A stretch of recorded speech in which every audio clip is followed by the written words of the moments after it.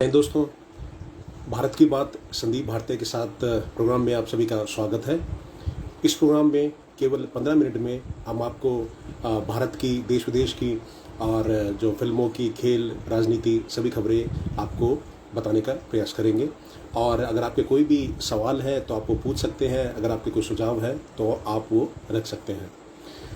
तो सबसे पहले हम कहेंगे कि जो कोरोना के जैसे केसेस आ रहे हैं, अब तो काफ़ी सुधार है पहले से। तो जो ये डबल मास्क है, जो भारत टीवी की जो मुहिम है कि भाई डबल मास्क आप ये लगा के रखें, सैनिटाइज़र का इस्तेमाल करें और जो सरकार की जो गाइडेंस है उसको आप फॉलो करें ताकि कोरोना पे जल्द से जल्द विजय प्राप्त करी जा सके।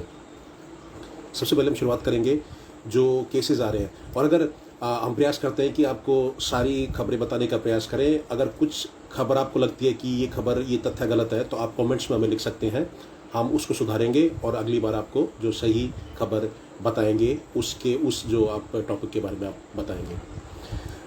जो टोटल जो कल केसेस आए कोरोना के 24 घंटों में, तो 1,34,000 केसेस आए जो कल की अगर हम बात करें तो। और जो लोग ठीक हुए हैं 2,11,000 लोग ठीक हुए हैं और 2,887 मृत्यु हुई है भारत में कोरोना से पिछले 24 घंटों में। तो पहले के मुकाबले स्थिति काफ़ी बेहतर है। और दिल्ली में केसेस आए 576, 1,287 लोग ठीक हुए हैं और 103 लोगों की मृत्यु हुई है दिल्ली में। महाराष्ट्र में 15,169 केसेस आए हैं और करीब 29,000 लोग ठीक भी हुए हैं और 553 लोगों की मृत्यु हुई है महाराष्ट्र में पिछले 24 घंटों में। कर्नाटका में 16,387 केस आए हैं, 21,199 लोग ठीक हुए हैं और 463 लोगों की मृत्यु हुई है कर्नाटका में। और ऐसे केरला में 19,661 केस आए हैं और 29,000 लोग ठीक भी हुए हैं और 213 लोगों की मृत्यु हुई है केरला में पिछले 24 घंटे की। मैं कोरोना के आंकड़ों की बात कर रहा हूँ। तमिलनाडु में 25,317 केस आए हैं, 32,263 लोग ठीक हुए हैं और 483 लोग की मृत्यु हुई है तमिलनाडु में अगर हम बात करें तो। आंध्र प्रदेश में 12,768 केसेस आए हैं पिछले 24 घंटों में, 15,612 लोग ठीक हुए हैं और 98 लोगों की मृत्यु हुई है आंध्र प्रदेश की हम बात करें तो। और ऐसे ही यूपी में 1,283 केस आए हैं, 4,939 लोग ठीक हुए हैं और 115 लोगों की मृत्यु हुई है यूपी में। तो हमने ये आपको आंकड़े बताए जो कोरोना के थे। 1,34,000 केस आए हैं कल पूरे भारत में और 2,11,000 लोग ठीक हुए हैं और 2,887 लोगों की मृत्यु हुई है। तो ये हमने आपको आंकड़े समझाए। केवल 15 मिनट में हम आपको सभी खबरें बताने का प्रयास करेंगे। आपकी भी कोई प्रश्न है, कोई सवाल है तो पूछ सकते हैं या आपको सुझाव है वो आप रख सकते हैं। एक अभी जो खबर है कि सरकार 5 जो महाराष्ट्र की जो सरकार है, जैसे वहाँ बहुत सारे केसेस थे, तो जो सरकार है 5 स्तरीय अनलॉक योजना को तैयार किया है उन्होंने। और 4 जून से 18 जिलों से हट जाएगा लॉकडाउन महाराष्ट्र के अंदर। अगर हम महाराष्ट्र की बात करें तो 4 जून से 18 जिलों में लॉकडाउन हट जाएगा महाराष्ट्र में। और इन्होंने ये जो अनलॉक की जो प्रक्रिया है तो 5 स्तरीय अनलॉक योजना को तैयार किया है महाराष्ट्र ने, ताकि अगर एक साथ ही पूरा अनलॉक हो जाएगा तो उसमें फिर से केसेस आने की संभावना है। तो इसलिए इन्होंने ये टीम बनाई है और 4 जून से महाराष्ट्र में 18 जिलों को अनलॉक कर दिया जाएगा। एक ये खबर थी। और विदेश मंत्रालय ने ये कहा है कि भाई जो भगोड़ा मेहुल चौकसी है उसको भारत लाया जाएगा। तो कहीं ना कहीं हम ये देख रहे थे कि एंटीगुआ में था मेहुल चौकसी, भारत के 13,000 करोड़ रुपए लेके क्या कहते हैं ये भारत से भाग गया था, इसलिए इसे भगोड़ा मेहुल चौकसी कह रहे हैं। और ये एंटीगुआ में था, वहाँ की सदस्य क्या कहते हैं अब इसका प्लान यही था कि वहीं ये रहे और भारत वापस ना आए। तो इसलिए विदेश मंत्रालय ने ये बयान दिया है कि भाई हम कोशिश कर रहे हैं कि और जल्द से जल्द इसको भारत लाया जाएगा। मेहुल चौकसी की जो धर्मपत्नी है उन्होंने अभी एक दिन पहले इल्ज़ाम भी लगाया कि उनके पति को का किडनैप कर लिया गया है उनको, और जो एंटीगुआ है उससे उनको लेके गए हैं और एक साजिश रच रहे हैं मेरे पति के अगेंस्ट। फिर एंटीगुआ के जो पीएम थे उन्होंने कहा है कि भाई चौकसी ने क्या किया है कि इन्होंने जो एंटीगुआ में जो विपक्ष के नेता हैं उनको पैसे खिला दिए हैं और ये चाहते हैं कि भारत वापस ना जाएं और ये एंटीगुआ में ही रहें। तो ये जो घटनाक्रम वो चल रहा है और जैसे इसमें कुछ और अपडेट होगा हम आपको इसके बारे में बताएंगे। और सीबीएसई की 12वीं की हमने आपको बताया था कि 12वीं की जो बोर्ड के एग्ज़ाम थे वो अब नहीं होंगे। मोदी जी ने ये इसका क्या कहते हैं अनाउंसमेंट किया था, तो उसके बाद दिल्ली सरकार थी, हमने देखा कि वो शुरू से कह रही थी कि भाई एग्ज़ाम नहीं होने चाहिए, बच्चों की सुरक्षा का मामला है। तो हमने देखा कि जो जो बीजेपी शासित राज्य है ज़्यादातर वो कह रहे थे कि एग्ज़ाम होने चाहिए, और जो कांग्रेस या जो अन्य सरकारें हैं तो वो ये कह रही थी एग्ज़ाम नहीं होने चाहिए। और कहीं ना कहीं फिर जब ये फैसला लिया है कि भाई एग्ज़ाम नहीं होंगे 12वीं के बोर्ड के, तो करीब 1.5 करोड़ बच्चे हैं 12वीं में, तो हमारे हिसाब से ये बहुत ही बढ़िया फैसला है। हमारे बच्चों की सुरक्षा वो सबसे ज़रूरी है, उससे ऊपर कुछ नहीं। जो हमारे बच्चे अगर सुरक्षित रहेंगे तो आगे उनके जीवन के लिए और भी परीक्षाएं होंगी, फिर और एग्ज़ाम होंगे, सब कुछ हो जाएगा। लेकिन अभी हमारे बच्चों को सुरक्षा देना वो सबसे ज़रूरी था, और ये सरकार का अच्छा निर्णय है। तो आज सीबीएसई ने जो वर्चुअल मीटिंग कराई थी छात्रों और पेरेंट्स के बीच में, ताकि ये बताया जाए कि भाई अब जैसे एग्ज़ाम नहीं हो रहे तो अब मार्क्स कैसे दिए जाएंगे। तो इस पे फिर पीएम मोदी ये भी जो उसमें वर्चुअल मीटिंग में शामिल हो गए, तो इनका प्लान पहले नहीं था, तो ये भी उसमें फिर शामिल हो गए, तो इन्होंने भी अपने विचार रखे हैं उसमें। और अब ये देखा जा रहा है कि कैसे जो 12वीं के बच्चे जो जो जिनको जिनको एग्ज़ाम रद्द कर दिए गए हैं, तो उनको मार्क्स अब कैसे दिए जाए। तो इस पे कहीं ना कहीं अब जो बैठक हो रही है और ये सुझाव दिया जाएगा कि भाई ऐसे जो मार्किंग करी जाएगी 12वीं के बच्चों के लिए। और एक जो मुद्दा है कि योग गुरु बाबा रामदेव ने एलोपैथी को मेडिकल टेररिज्म से जोड़ा है। तो बाबा जी वो कह रहे कि मैं एक अकेला सन्यासी हूँ जो और मैं अकेले सन्यासी लड़ नहीं सकता। तो आपको पता होगा जैसे एलोपैथी और जो क्या कहते हैं रामदेव जी हैं, उनका जो जैसे योग सिखाते हैं, आयुर्वेद है, तो उसका कहीं ना कहीं बीच में कशमकश कहीं चल रही है। वो उस पर बयान देते हैं, आईएमए फिर जो इंडियन मेडिकल एसोसिएशन है वो अपने बयान देता है कि भाई बाबा जी ऐसा क्यों बोल रहे हैं। तो जो रामदेव जी हैं तो उन्होंने ये बयान दिया है। उन्होंने कहा है कि पतंजलि योगपीठ के संस्थापक योग गुरु स्वामी रामदेव जी ने मॉडर्न साइंस एलोपैथी, मतलब मॉडर्न साइंस जो एलोपैथी को कह रहे हैं, वो मेडिकल टेररिज्म से जोड़ते हुए कहा कि अकेला सन्यासी इससे नहीं लड़ सकता, लाखों करोड़ों लोग वैदिक ज्ञान और अनुसंधान उनके पीछे है। और उन्होंने ये भी बताया कि भाई जैसे एक फेसबुक पे लाइव किया है उन्होंने 40 मिनट का, तो उसमें उन्होंने ये सारी बातें रखी। बाबा इन्होंने ये बोला है कि रामदेव जी ने कि मॉडर्न मेडिकल साइंस में बहुत बड़ा घोटाला है, एलोपैथी में बहुत बड़ा घोटाला है। इसको ड्रग माफिया बोले, फार्मा माफिया बोले, मेडिकल माफिया बोले या मेडिकल टेररिज्म बोले, ये एक बड़ा षड्यंत्र है। इनके खिलाफ सन्यासी अकेले नहीं लड़ सकता। और तो ये काफ़ी बातें रामदेव जी ने रखी इस मामले में। तो इस मामले में हम ये कहना चाहते हैं कि जैसे आईएमए रामदेव जी के अगेंस्ट इल्ज़ाम लगा रहा है, रामदेव जी आईएमए के अगेंस्ट लगा रहे हैं एलोपैथी और आयुर्वेद के अगेंस्ट। हमारे भारत में जैसे एक व्हीकल होता है, एक वाहन होता है, तो जैसे उसके 2 पहिए होते हैं, तो एलोपैथी भी ज़रूरी है और जो आयुर्वेदिक है वो भी बहुत ज़रूरी है। तो दोनों को एक साथ कहीं ना कहीं अपना जो ये बैलेंस होना चाहिए और दोनों को एक साथ मिल के काम करना चाहिए। ये भारत टीवी का इस मामले में सुझाव है। दोनों ही बहुत ज़रूरी है।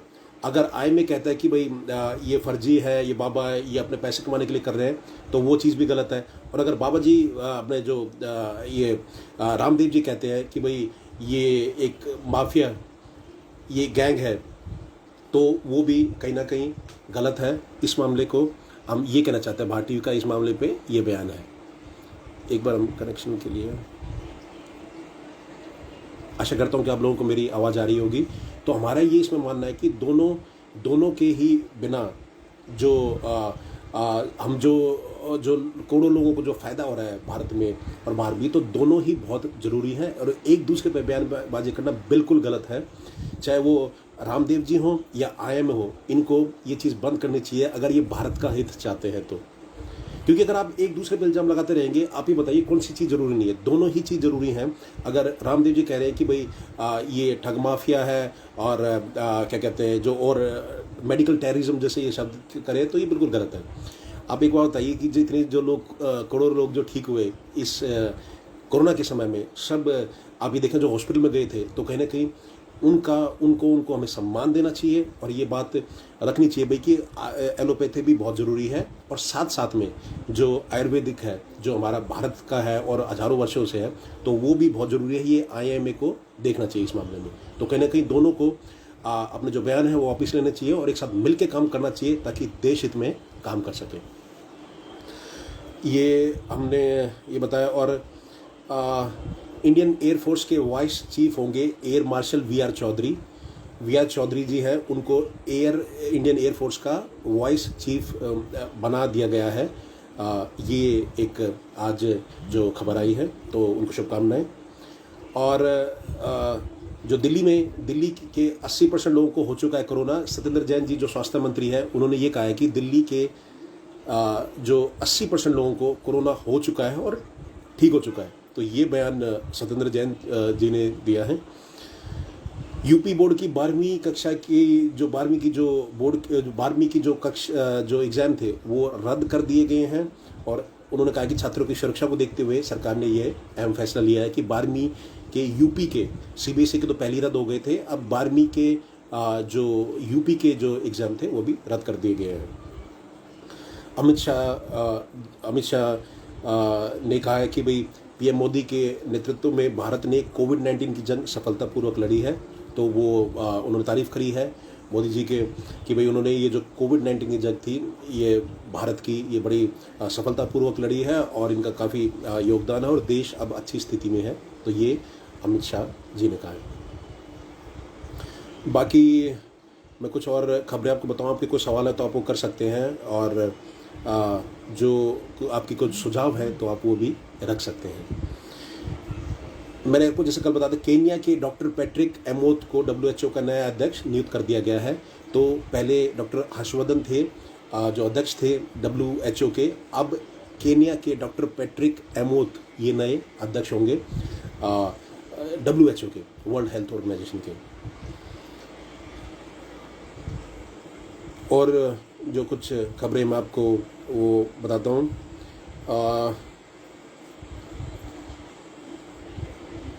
पाकिस्तान ने पाक वैक करके एक वैक्सीन निकाल रहे हैं वो चाइना की मदद से, ताकि जैसे जो भारत की वैक्सीन है ऐसे ही पाकिस्तान में भी एक वैक्सीन का निर्माण कर रहे हैं चाइना की मदद से। उसका नाम है पाक वैक, जो जल्द ही पाकिस्तान में आ जाएगी।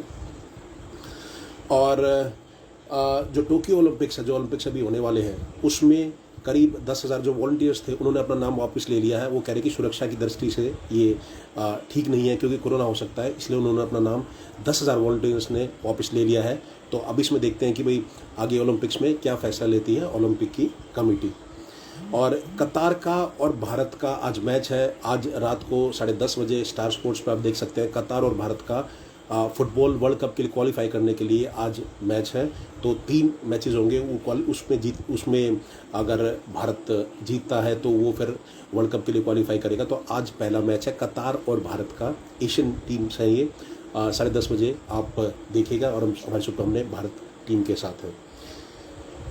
और कुछ खबरें जैसे बॉलीवुड की मैं आपको बताता हूँ कि दिशा पटनी और टाइगर श्रॉफ है, उनको कल कोरोना के जो नियम थे उनका उल्लंघन करते हुए पकड़ा गया था कि वो कल बैंड स्टैंड पे घूमने के लिए गए हुए थे और महाराष्ट्र में लॉकडाउन लगा है।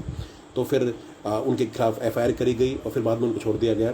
तो मुंबई पुलिस ने फिर एक मीम भी काफ़ी फिर जारी करे। वो कह रहे हैं कि भाई अगर जैसे कोरोना से वॉर चल रहा है तो कुछ जो एक्टर एक्ट्रेस मलंग होके घूम रहे थे और कि अगर ऐसे, तो ये इनकी जो फिल्में थी उन्होंने इनका यूज़ किया है।